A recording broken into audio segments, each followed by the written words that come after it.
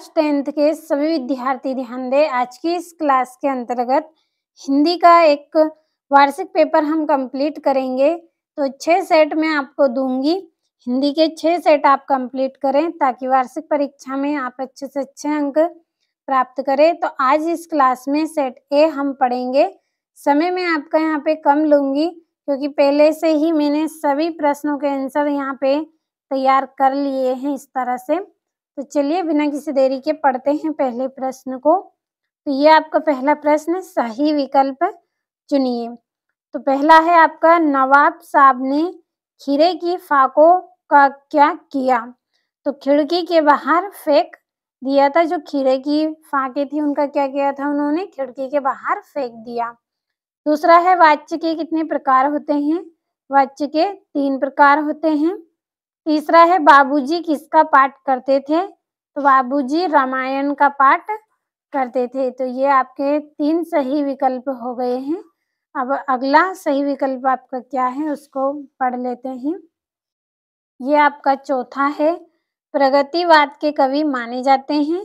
रामधारी सिंह दिनकर क्या है? प्रगतिवाद के कवि माने जाते हैं। पांचवा है, विनय पत्रिका के कवि का क्या नाम है? तो इसका आंसर आएगा आपका तुलसीदास। छठा है, वीर रस का स्थायी भाव है। तो वीर रस का स्थायी भाव क्या है? उत्साह होता है।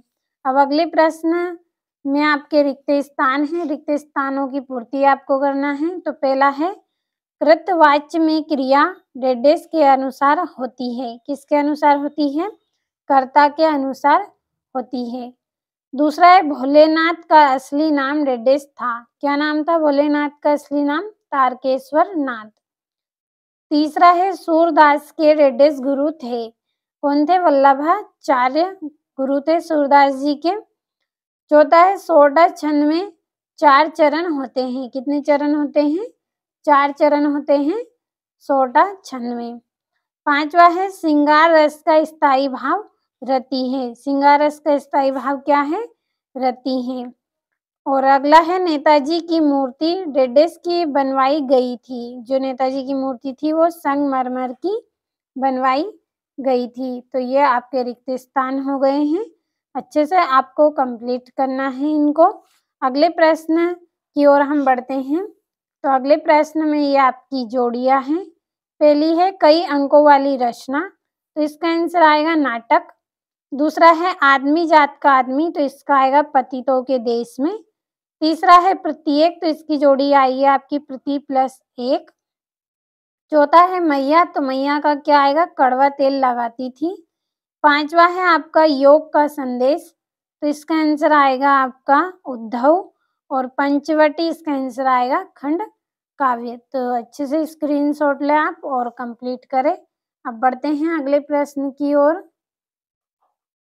चौथे प्रश्न में आपके एक वाक्य में उत्तर दीजिए। तो पहला है, शब्द शक्ति के कितने प्रकार होते हैं? 3 प्रकार होते हैं। अगला है, शब्द शक्ति किसे कहते हैं? तो किसे कहते हैं शब्द शक्ति? शब्द और अर्थ के संबंध को शब्द शक्ति कहते हैं। तो इसके आंसर को हम यहाँ पे लिख लेंगे।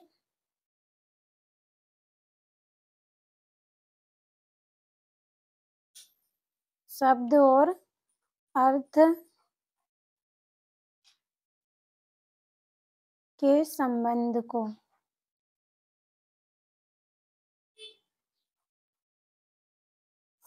को क्या कहते हैं?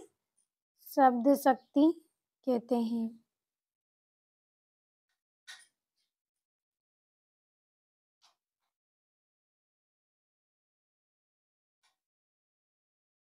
अगला है आपका, भोलेनाथ सिसकाना क्यों भूल गए? तो साथी बच्चों को खेलता देखकर।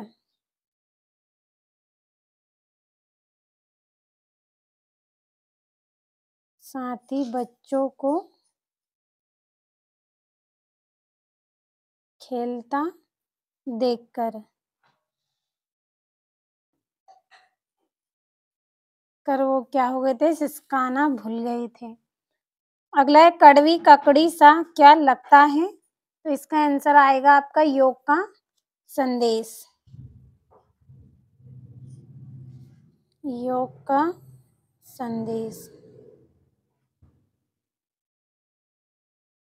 अगला है वात्सल्य के अलावा रसों की संख्या कितनी मानी गई है? तो कितनी मानी गई है? 9 मानी गई है। छठा है हिंदी की सर्वाधिक लोकप्रिय विधा कौन सी है? कहानी।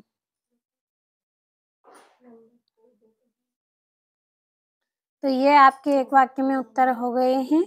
अगला प्रश्न है आपका जिसमें सत्य असत्य है। तो पहला है संधि कितने प्रकार की होती है? संधि 3 प्रकार की होती है। तो ये आपका क्या रहेगा? सत्य रहेगा।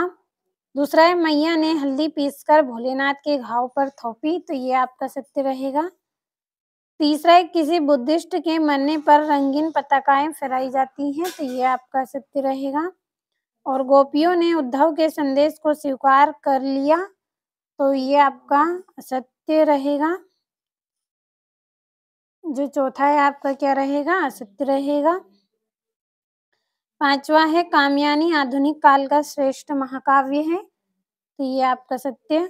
और पान वाला कैप्टन चश्मे वाले का भाई था। तो ये आपका क्या रहेगा? असत्य रहेगा। और ये यहाँ से आपके 2-2 नंबर की प्रश्न हैं। कंप्लीट अच्छे से करना है आपको। ये आपका 10वां प्रश्न, 11वां 12वां प्रश्न है। तो अच्छे से कंप्लीट करें आप इन प्रश्नों को। और ये यहाँ पे आपका 17वां प्रश्न, 18वां है 3 नंबर का, संदर्भ प्रसंग व्याख्या करनी है जिसमें आपको। और ये 19वां है जिसमें राष्ट्रीय एकता विषय पर अनुच्छेद करना है। ये 20वें प्रश्न का अथवा। ये 21वां प्रश्न है जिसमें प्राचार्य महोदय को बुक बैंक से पुस्तकें देने के लिए प्रार्थना पत्र लिखना है 4 नंबर में। और 22वें प्रश्न में आपको निबंध करना है, 4 नंबर का प्रश्न है ये।